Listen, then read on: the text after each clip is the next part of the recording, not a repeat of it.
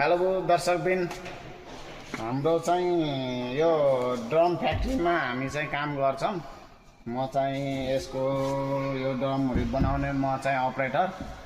अनि हजुरलाई यो के चीज देखाउन चाहन्छु भनेपछि आज अनि यसमा टंकी कुन बलियो र कुन हल्का लो बलियो, हल्का कम मिडियम अनि लार्ज भन्ने हुन्छ नि त एउटा। अनि हो त्यस्तै गरेको यो ड्रममा पनि हुन्छ।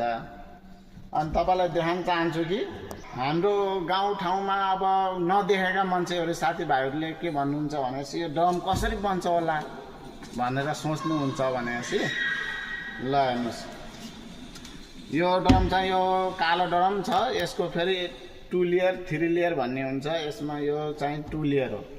2 लेयर भनेको रेट हल्का कम पर्छ, तपाईको बलियो पनि त्यही अनुसारले हुन्छ। अनि यता देखाउनुस्, यो चाहिँ सेतो कलरमा छ। यो फेरि 3 लेयर, एउटा सेतो अनि एउटा कालो, एउटा यो ब्लू कलरको तीनटा छ। अनि यता हेर्नुस्, यो चाहिँ 2 लेयर।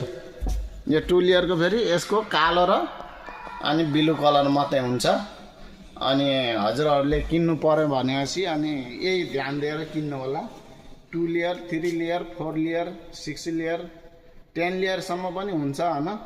अब त्यही अनुसारले अब हजुरको बचत कति छ। सक्दो प्रयास लिए भनेपछि 3 लेयर देखि माथि लिनु होला। 2 लेयर किन्नु भनेपछि दुईटा मात्रै मटेरियल परेको हुन्छ, त्यही कारणले गर्दा अनि हल्का हुन्छ, यस्तो दब्ने हुन्छ। अनि हजुरको यो 3 लेयर भनेपछि यो दब्दैन, यो जति गरे भनेपछि दब्दैन। हस् त, धन्यवाद। अर्को चाहिँ भिडियो पार्ट 2 मा